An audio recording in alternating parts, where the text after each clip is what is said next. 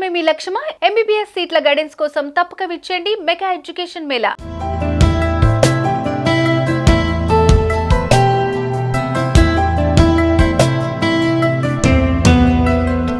రక్షాబంధన్ లేదా రాఖీ పండుగ అన్నా చెల్లెళ్ల అనుబంధానికి ప్రతీక. ఆ రోజు సోదరులకు సోదరీమణులు రాఖీ కట్టగా సోదరులు తమ సోదరీమణులకు ప్రేమగా బహుమతులిస్తారు.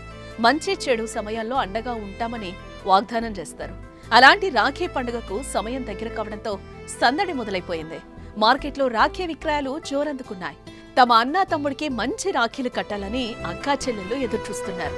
మరి ఆ రోజు ఏ సమయానికి రాఖీ కట్టాలి, ఏ సమయంలో కట్టకూడదు అనే విషయాలు ఈ వీడియోలో తెలుసుకుందాం.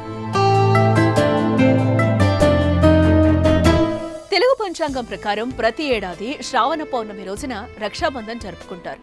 ఇక ఏడాది ఆగస్టు 19న సోమవారం నాడు రాఖీ పౌర్ణమి జరుపుకోనున్నారు.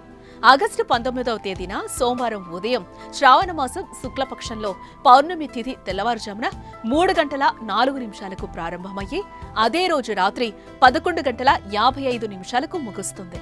అయితే శుభ సమయంలోనే రాఖీ కట్టాలని, భద్రకాలంలో రాఖీ కట్టకూడదని పండితులు చెబుతున్నారు.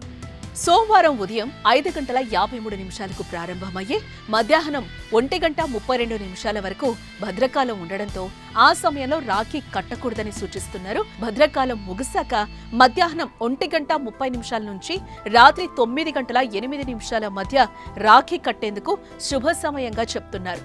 మధ్యాహ్నం 1:30 నుంచి మధ్యాహ్నం 3:39 వరకు మరింత ప్రత్యేకంగా ఉంటుందనేది పండితుల మాట. ఆ సమయంలో రాఖీ కడితే మంచి ఫలితాలొస్తాయంటున్నారు.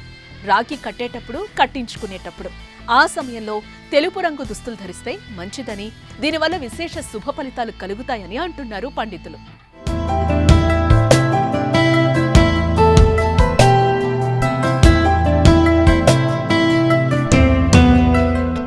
సుమన్ టీవీలో మీ పర్సనల్ అండ్ బిజినెస్ ప్రమోషన్స్ కోసం కింది నెంబర్కి కాంటాక్ట్ చేయండి.